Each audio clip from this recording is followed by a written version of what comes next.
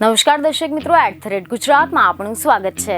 લોકસભાની ચૂંટણીનો શંખનાદ ફૂંકાઈ ચૂક્યો છે। રાજકીય પક્ષો વિજય પતાકા લહેરાવવા માટે ઉમેદવારોને જાહેર કરી રહ્યા છે, જેમાં પણ ગુજરાતમાં લોકસભાની 26 બેઠકો માટે ભાજપે જે યાદી બહાર પાડી છે તેમાંથી ઘણા ઉમેદવારોને રિપીટ કરવામાં આવ્યા છે।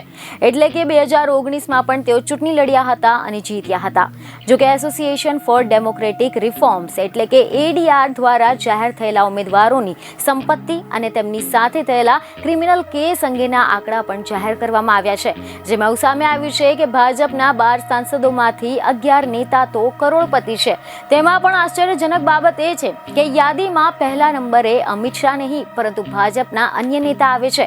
ત્યારે આજે આપણે જાણીશું કે ભાજપે જે સાંસદોને રિપીટ કર્યા છે તેમાં કોની કેટલી સંપત્તિ છે। તો મીડિયા રિપોર્ટ અનુસાર એવી માહિતી મળી રહી છે કે સંપત્તિ અંગેના જો આપણે આંકડા જોઈએ તો 2019ની એફિડેવિટ પ્રમાણે ગુજરાત ભાજપના તમામ નેતાઓની સંપત્તિ 50 કરોડથી નીચે છે અને રિપીટ કરવામાં આવેલા ઉમેદવારોની સરેરાશ સંપત્તિ 11.69 કરોડ જેવી થાય છે। આ યાદી પ્રમાણે નવસારીના ઉમેદવાર અને ભાજપના પ્રદેશ પ્રમુખ CR પાટીલ પાસે સૌથી વધુ 44.6 કરોડની સંપત્તિ છે। આ ઉપરાંત જામનગરના પૂનમબેન માણમની સંપત્તિ 42.73 કરોડની છે। આ બાદમાં કેન્દ્રીય ગૃહમંત્રી અમિત શાહ પાસે 40.32 કરોડની સંપત્તિ છે અને આ યાદીમાં સૌથી ઓછી એટલે કે 68 લાખની સંપત્તિ ભરૂચના ઉમેદવાર મનસુખ વસાવાની છે।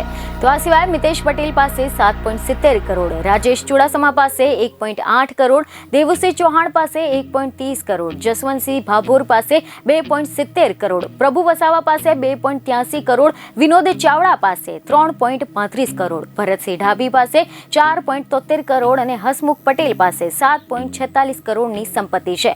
તો બીજી તરફ ભારતમાં રાજકીય અને ચૂંટણી અંગેનું વિશ્લેષણ કરતી ADRએ અગાઉની ચૂંટણીઓમાં ઉમેદવારોની કરેલી એફિડેવિટના આધારે ક્રિમિનલ કેસના આંકડા પણ તૈયાર કર્યા છે અને આંકડા મુજબ ગુજરાતના જે રિપીટ કરવામાં ઉમેદવારો આવ્યા છે તેમાં 4 સામે સામાન્યથી લઈને ગંભીર પ્રકારના ક્રિમિનલ કેસ થયેલા છે। આ હિસાબે રિપીટ ઉમેદવારોમાંથી 28.57% ઉમેદવારો ગુનાહિત ઇતિહાસ ધરાવે છે।